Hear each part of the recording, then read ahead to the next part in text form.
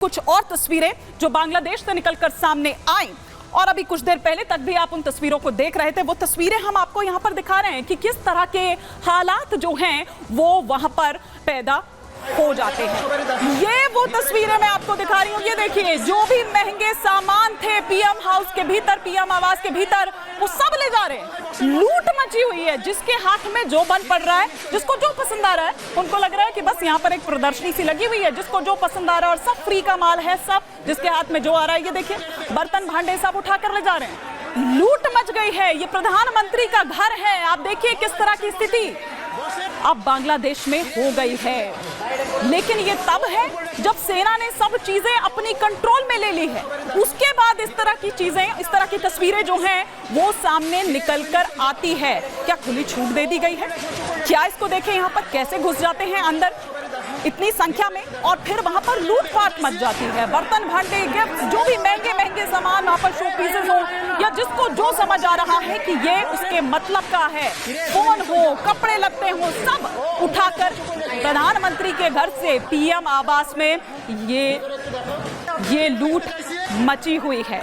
तो ये तस्वीरें हमने आपको दिखाई। अब इसके बाद हम आपको दिखाते हैं। देखिए, ये शेख हसीना के पिता की जो फोटो है वो आप यहां पर देख पा रहे हैं। शेख मुजीब की जो स्टैचू वहां पर है उसको तोड़ते हुए आप देखिए कि किस तरह से जो गुस्सा है वो निकल रहा है। लेकिन पहली बार ये तख्ता पलट नहीं हुआ है, क्योंकि जब ये स्टैचू सामने आता है तो 1975 की वो याद भी आती है कि किस तरह से ये तख्ता पलट तब भी हुआ था, किस तरह से उनके बच्चों तक की हत्या कर दी गई थी और तब शरण ली गई थी यहां भारत में। और अब एक बार फिर, हालांकि खबर यह भी आ रही है कि किसी तरह की कोई राजनीतिक संरक्षण की मांग शेख हसीना की तरफ से नहीं हुई है, लेकिन भारत इससे पहले भी इस तरह से ये जो पॉलिटिकल संरक्षण है वो देता रहा है। और शेख हसीना की ही अगर बात करें तो ये वही दौर था, ये वही वक्त था जब 5 साल उन्होंने यहां शरण ली थी। तो ये तस्वीरें हम आपको शेख मुजीबुर रहमान की दिखा रहे हैं, जिनकी प्रतिमा पर चढ़कर किस तरह से हथौड़े से तोड़ने की कोशिश उसे की जा रही है। ये तस्वीरें बताती है कि किस तरह से लॉ एंड ऑर्डर पूरी तरह से चरमरा गया है बांग्लादेश में। तो ये तस्वीरें इस वक्त आप देख रहे हैं बांग्लादेश से, ढाका से, जहां पर शेख मुजीबुर रहमान की जो स्टैचू वहां पर लगी हुई थी उसको तोड़ते हुए नजर आ रहे हैं जो प्रदर्शनकारी हैं। किस तरह से उनका जो गुस्सा है, उनका जो आक्रोश है वो नजर आ रहा था। हम जल्दी से कुछ और जानकारी भी देते हैं और फिर उसके बाद गेस्ट हम अपने साथ जोड़ेंगे और उनसे हम इस पर और विस्तार से समझने की कोशिश करेंगे कि अब आगे क्या हम देखें, या ये जो हुआ क्या ये रोका जा सकता था, ये हम बात करेंगे। लेकिन शेख हसीना के पिता की स्टैचू आप देख रहे थे, शेख हसीना के पिता की हत्या कैसे हुई, फटाफट से एक सरसरी निगाह हम इस पर भी डाल लेते हैं।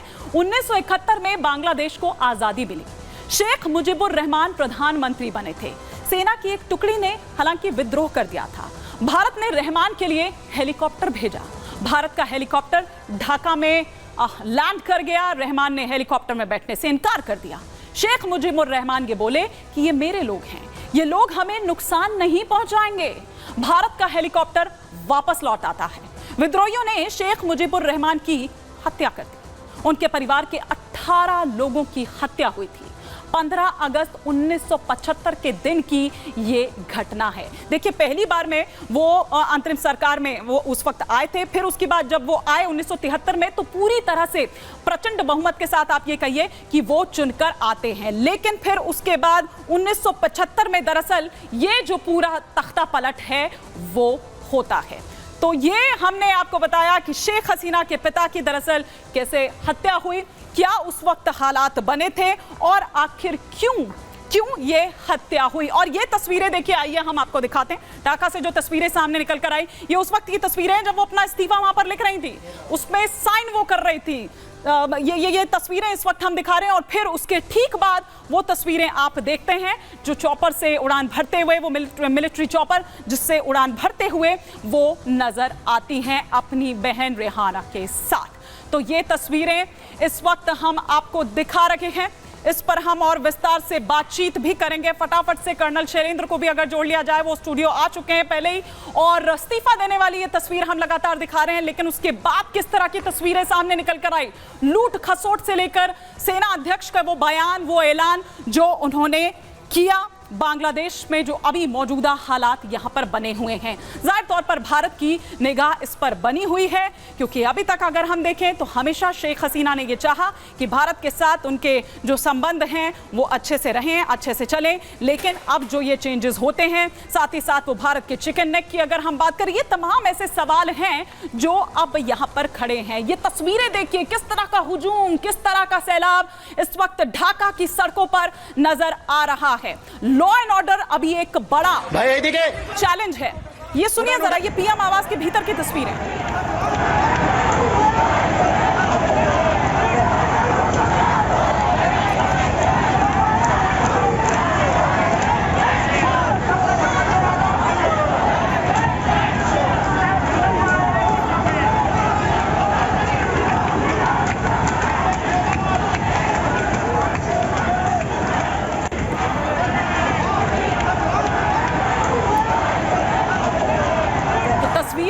देखिए, और इस वक्त हमारे साथ इस पर और विस्तार से चर्चा के लिए कर्नल शैलेंद्र सिंह हमारे साथ यहां स्टूडियो में मौजूद हैं, और साथ ही साथ अमजद अयूब मिर्जा जी इस वक्त हमारे साथ जुड़े हुए हैं, एक्टिविस्ट हैं, पीओ के एक्टिविस्ट हैं, इस वक्त हमारे साथ जुड़े हुए हैं। लेकिन कर्नल शैलेंद्र, पहले तो एक क्विक रिएक्शन में आप लोगों से चाहूंगी, पहले आपसे कि ये जो स्थिति बनी हुई है ये क्या कह रही है?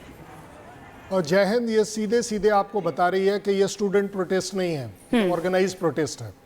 आप उसमें अगर स्टूडेंट ढूंढने की कोशिश करेंगे तो शायद एक बच्चा ज़रूर मिल जाए, दो बच्चे ज़रूर मिल जाए, हज़ारों में ये स्टूडेंट हो ही नहीं सकते।